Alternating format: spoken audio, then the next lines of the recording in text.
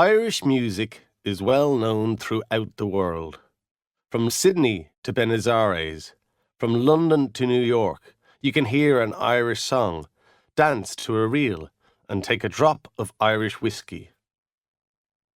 It is a sad thing, though, to see an Irishman far from home who is too fond of his glass. My name is Michael Coleman, and they say I am the finest fiddler that ever lived. They say I put a twist to a tune. I add something to it that no one else can. I have never been sure of where the twist comes from. I play that way because it is the only way I know.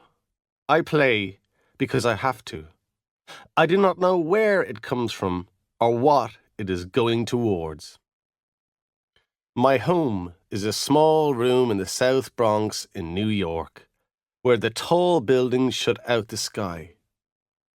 I don't understand the place at all.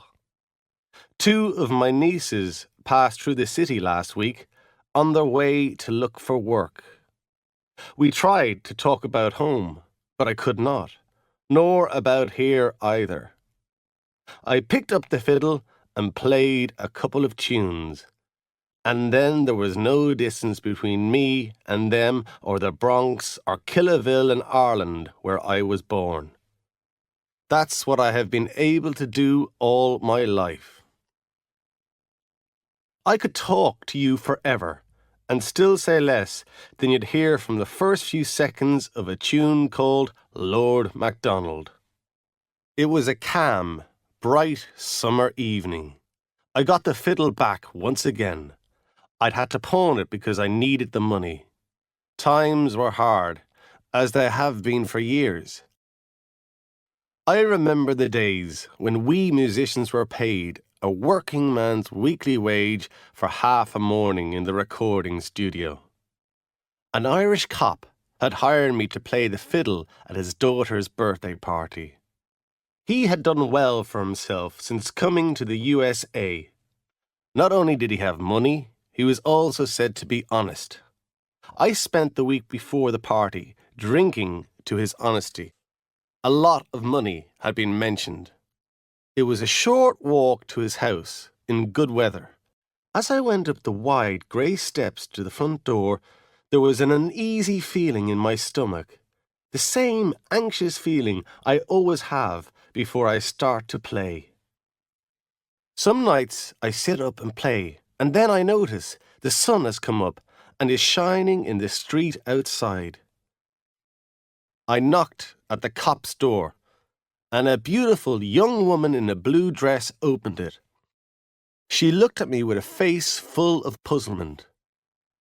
There were holes in the elbows of my jacket. Nothing was said for a while. "I'm Michael Coleman, the fiddler. I'm here to play at the birthday party." The girl still said nothing, only looked me up and down for a few more moments. Then she turned and ran back inside. I still remember the face of that cop. It was the face of a man who'd take terrible offence if you weren't enjoying yourself enough at his father's funeral party. A big man, nearly 2 meters tall, still the colour of a man who spent many a long summer working on the farm, in a good suit and expensive shoes. He had more of the American accent than he should have had. I could never manage that trick, although I'm not sure I missed much. The cop rushed across the hall and tried to catch me by the throat. I stepped to one side and he dropped his hands. His right hand was opening and closing. He couldn't keep it still. There was no sound in the neat and tidy evening street. He was so angry that his tongue hit his teeth as he spoke. "Well, Mickeen Coleman, the great fiddler, you dare to show your face here?" I didn't know what was annoying the man at all. "My daughter's birthday was this day last week. I'd 150 people waiting for you. Damn it. Where were you? It's bad when you start making that sort of mistake. I really needed the money he'd have paid me. Well, Coleman, where were ye? I made a mistake.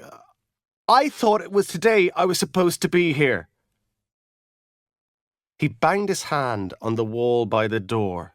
The man was nearly dancing with temper. There were a pair of young women standing in the hall behind him now. They were laughing at his shouting, and that was making him even angrier. I'll tell you why you weren't here, Mickeen. It's because you were falling drunk around the South Bronx somewhere. I got plenty of warnings about you, but I didn't take them. Fool that I am. You yourself and your friends are a poor advertisement for us Irish, drinking and fighting and bringing our name down in front of the Americans. You think you're something, but you're nothing. I never aimed to be an advertisement for anyone, only myself. You may all be famous, but did any of you ever do anything to give us a good name? Did you? Did ye? On about the second, did ye, he hit me in the chest with his right hand and sent me rolling down the steps. I was on my feet before I reached the bottom one. I was always able to land on my feet. I didn't say anything to the cop. I never even said goodbye. It was a grand evening. There wasn't enough wind to move grass. I just walked off with the fiddle under my arm, safe. It cost people a lot more than their fare for the ship when they came over here. Some of them lost all sense of who they were. The cop wasn't the worst of them. A lot of them wouldn't let you near enough their house to be able to throw you off their steps. They'd be ashamed in case someone caught them listening to old Irish tunes like the Sligo Maid or the Kerryman's Daughter. The same people even tried to destroy their accent, cutting bits off it like a man trying to give a block of wood a new shape. At one time, there was always a place for us, a place for those who made others dance. Maybe people don't want to be reminded about what they came from. Because they're frightened, they haven't moved as far away from it as they think they have.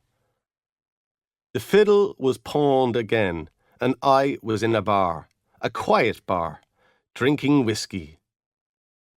I learned to drink at those dances where you'd accidentally break a string on your fiddle if they weren't refilling your glass quickly enough. I used to take my whiskey with friends and laughter then. Now, I like to drink alone. The drink only makes me feel okay these days. Still, in bad times, okay is good. The twist, that's what they say I have. What I put into a tune that the others can't. You can't try to put the twist into your playing. It has to be part of it. Some days I think I know what the twist is, but I can never catch it because it is inside me. It is what I am. The drinking, the way I could never stay in one place, the blackness I see in front of me some days, the dreams I have in the night, all there in my fiddle.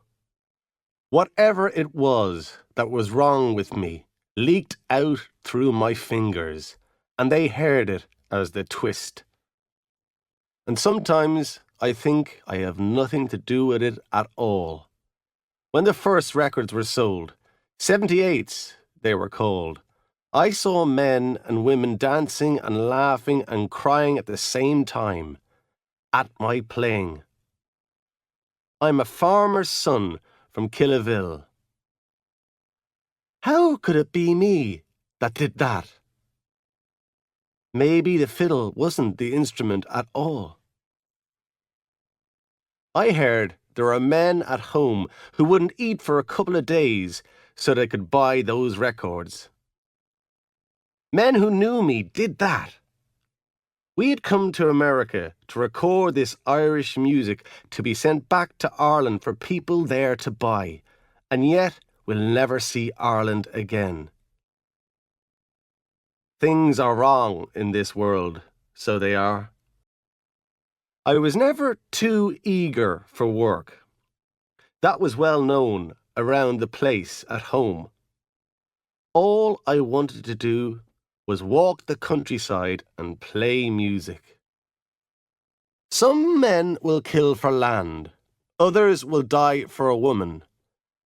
I lived for the music of the dance, fast and slow, sad and sweet. Everything else on the face of this earth was forgotten when I picked up a fiddle.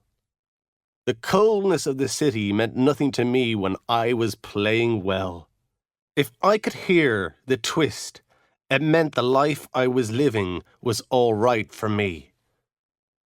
I'd only just got back to Killaville from London when I came to the USA.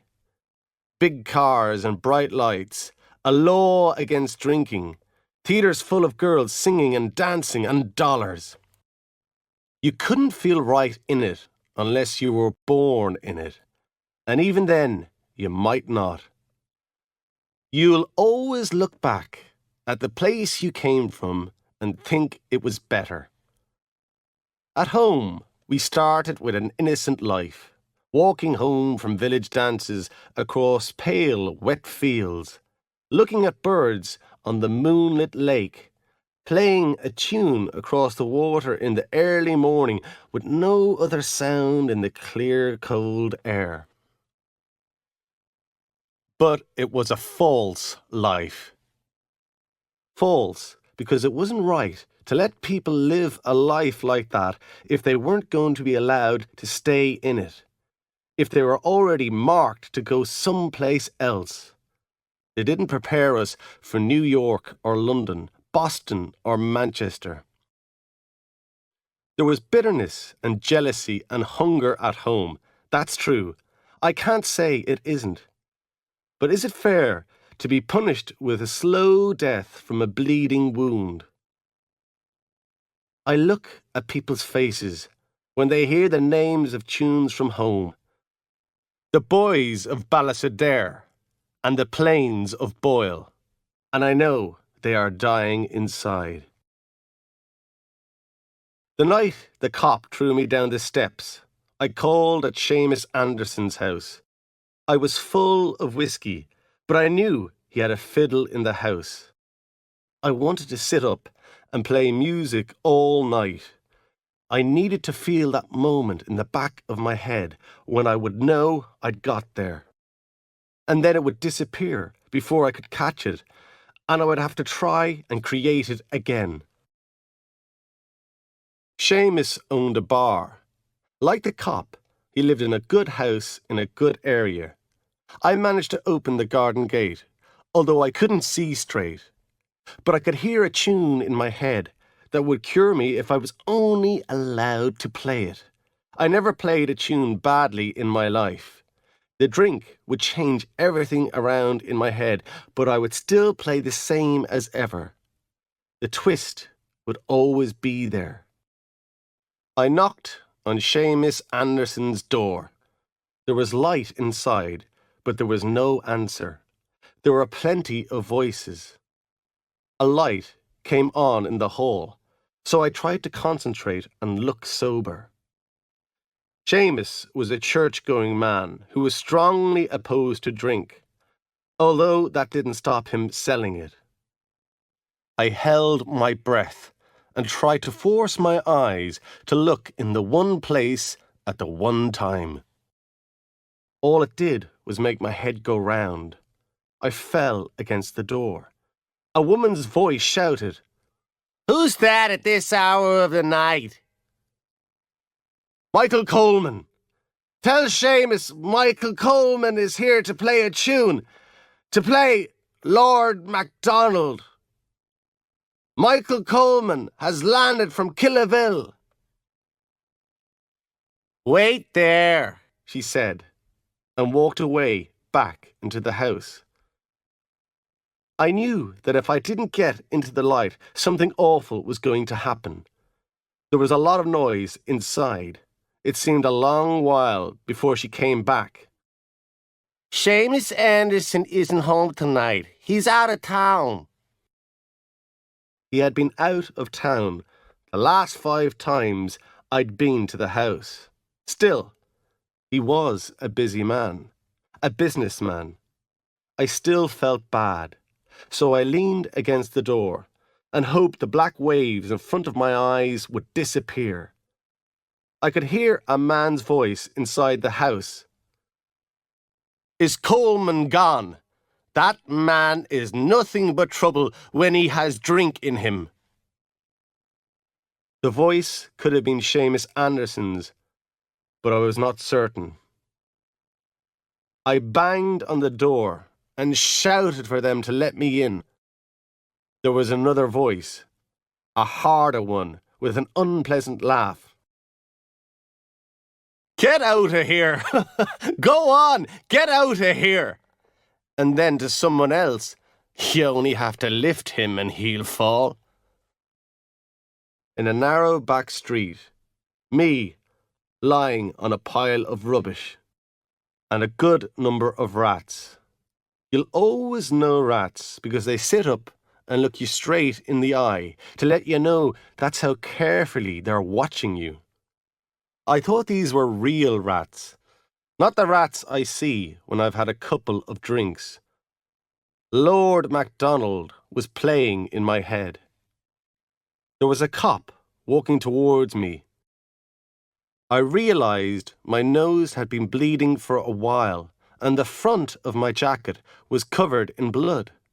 The cop was cautiously tapping his stick against the inside of his left hand as he walked slowly towards me.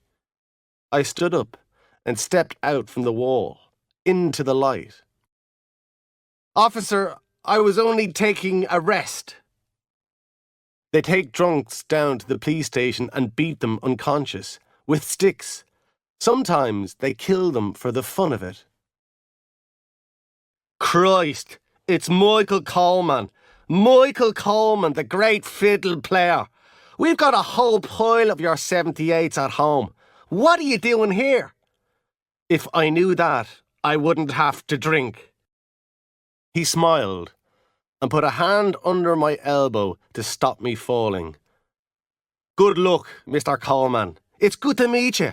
You're a great fiddler when you're playing." And he walked off, a good Irishman.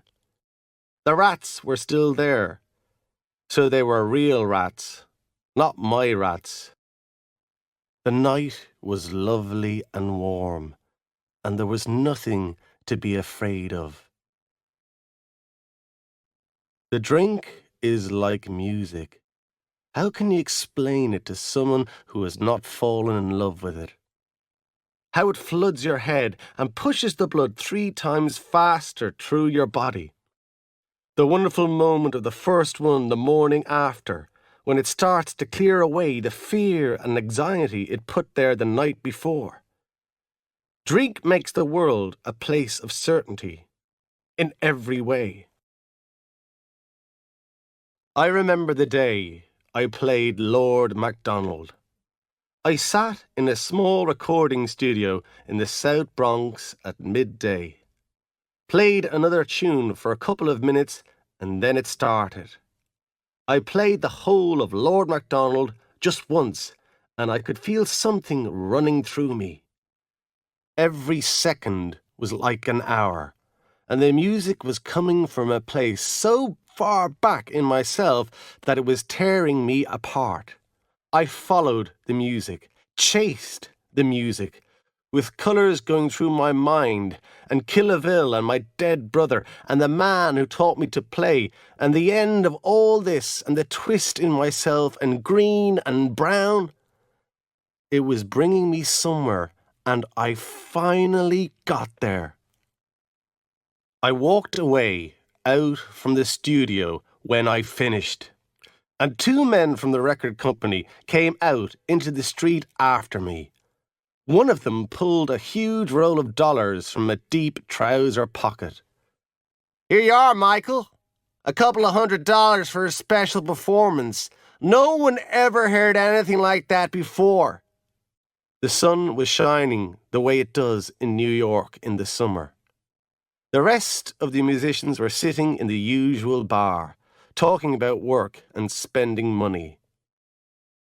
They didn't know then they'd never have that sort of money again. I tried to explain what had happened. My hand was shaking and the beer was spilling onto the floor. Sunshine was coming through the dark glass of the front window. Blue-coloured light with dust flying round in it. I had got there. I looked at my fingers and said there would be so many more tunes that I would play like this. But it never came again. Not that way. There was just that one day before it all finished for me. Lord MacDonald was the tune. My name is Michael Coleman, and they say I'm the finest fiddler that ever lived.